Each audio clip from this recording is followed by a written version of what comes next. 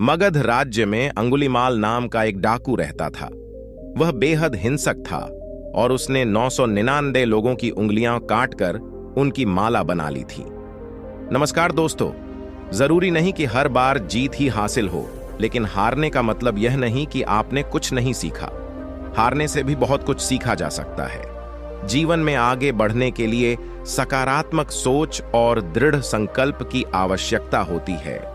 जीवन में कभी हार मत मानो, चाहे कितनी भी मुश्किलें क्यों ना आएं। हर संघर्ष हमें कुछ नया सिखाता है और हमें और मजबूत बनाता है। महान व्यक्तियों ने भी अपने जीवन में अंगुलीमाल इतना शक्तिशाली था कि कोई उसे पकड़ नहीं पाया। वह अपने 1000वें शिकार की खोज में था जब भगवान बुद्ध उस क्षेत्र से गुजर रहे थे। बुद्ध ने देखा कि अंगुलीमाल ने कई निर्दोष लोगों को मारा है और उसके मन में भारी अंधकार है। बुद्ध ने उसे सच्चे मार्ग पर लाने का निश्चय किया। वह धीरे धीरे उस जंगल में चले गए जहां अंगुलीमाल रहता था। अंगुलीमाल ने बुद्ध को देखा और उन्हें भी मारने का निश्चय किया। उसने अपने हथियार उठाए और बुद्ध की ओर दौड़ पड़ा, लेकिन जैसे ही वह बुद्ध के पास पहुंचा, कुछ अजीब हुआ।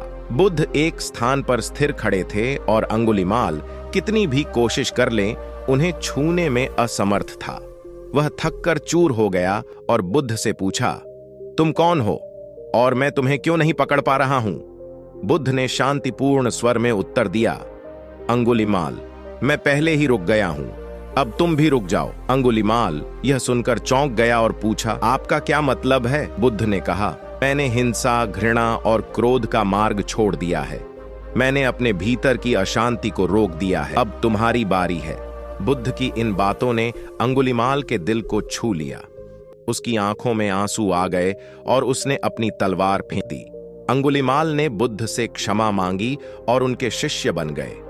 उन्होंने अपने जीवन को अहिंसा, करुणा और प्रेम के मार्ग पर चलाने का संकल्प लिया। बुद्ध के मार्गदर्शन में अंगुलीमाल ने अपने पापों का प्रायश्चित किया और एक आदर्श जीवन जीने लगे। भगवान बुद्ध की एक क्रोध से रिलेटेड कहानी है, जिसमें वे बताते हैं कि क्रोध कैसे हमें नुकसान पहुंचाता है और हमें इसे छोड़ देना चाहिए। एक बार की बात है, बुद्ध एक गांव में उपदेश दे रहे थे।